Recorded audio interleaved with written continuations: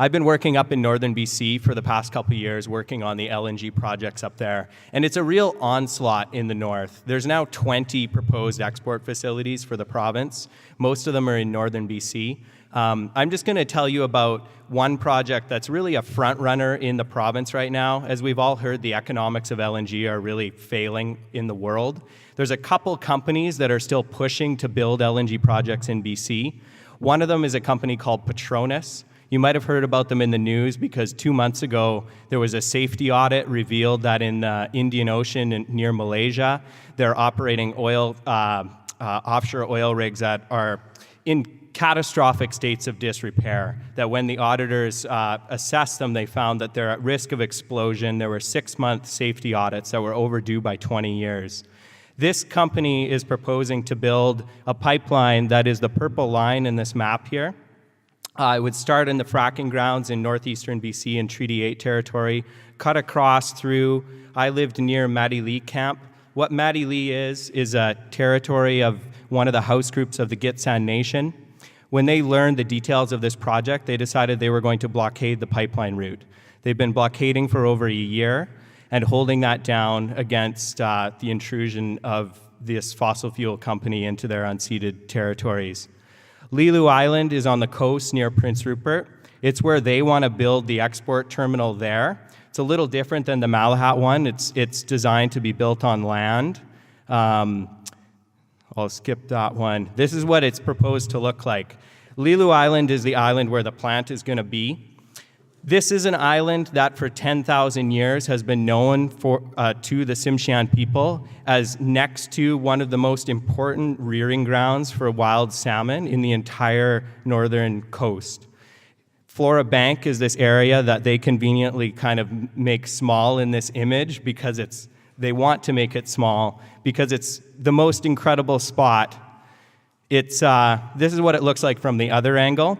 It's a sandbar that actually is relic sand from the last ice age. It's held in place by a balance of river currents, waves, and tidal inflow, and it doesn't move because of that really delicate balance. And what grows on top of it is eelgrass. It's this very specific grass that grows only in the sand that's found on Flora Bank, and this eelgrass is the most vital habitat for juvenile salmon. So in the spring, you have all these salmon run down the Skeena River, and they hang out in this eelgrass for weeks at a time while they're adjusting from fresh to salt water. The Skeena River supports the second biggest salmon run in Canada. So it brings in more than $110 million every year just from sport fishing and commercial fishing. This island was studied in the 1970s when the government was proposing to build an export terminal there to ship grain. And the government scientists from DFO said, you can't build this. It's way too sensitive. We can't touch Flora Bank with a 10-foot pole. That was government scientists. In the onslaught of LNG in the last 5 years, almost every location around Prince Rupert and Kitimat has been bought up by LNG companies to build an LNG terminal. One of those is now Lelu Island. So SFU scientists and others have looked into the LNG proposal for Lelu Island, and they've said this is basically a disaster waiting to happen for the salmon run up north. This is what they propose to build. It would be a jetty out over Flora Bank. The main concerns are that salmon don't like swimming under bridges. They plan to put a bridge in the migration route of 500 million salmon every year. Also, when you put a jetty out like that, it'll block the incoming waves, which would mean that the river currents would be strong enough to push the Flora Bank sand out to sea, and the whole thing would just be submerged. Now for a bit of inspiration. Petronas, in their sneaky ways to divide and conquer First Nations, also this is a coastal region that's used by 5 different Tsimshian nations. In their consultation or supposed consultation, they basically bullied these communities for years on this process. And then suddenly, to the surprise of everyone, showed up last May and put $1 billion on the table to one of these 5 First Nations.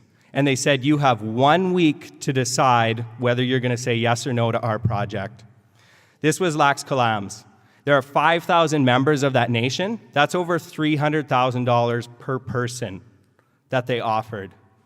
They gave them 1 week to decide, and they told them that they had community votes in which they were going to vote by raising their hands, as if they were school children.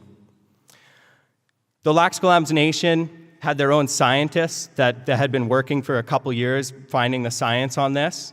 They came into the room for the community vote, and they had the scientists from the company come, and the science they've done is absolutely atrocious. It's unbelievable when you look into their documents. They cover it up with propaganda. A lot of people believe they can do this safely. If you hear this in the news, this is in the news quite constantly now, whether this can be done safely for science or for salmon. It's a total lie. It's a total travesty when they get into the environmental assessment process.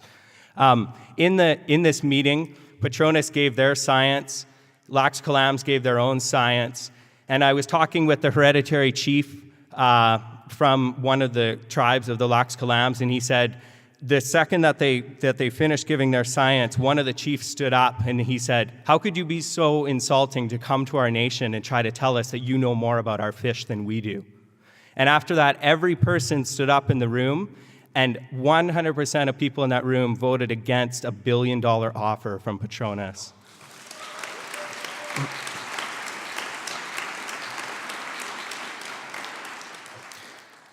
Shortly after that, basically the company ignored it, the BC government ignored it. Within 2 weeks, the company had given a conditional final investment decision in the project, completely ignoring the fact that it was voted against, and the BC government had passed tax legislation for the project, also ignoring them.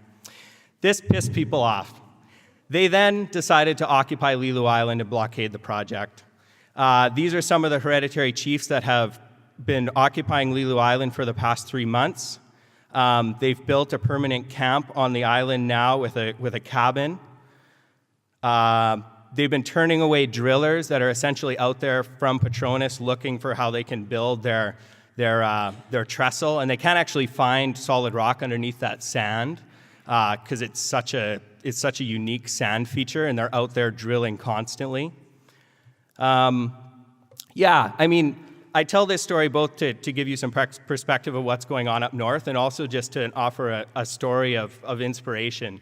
This community has been, at the forefront, and it's not just the small Lax Kw'alaams community. It's really the whole north and the whole Skeena Watershed uniting around them.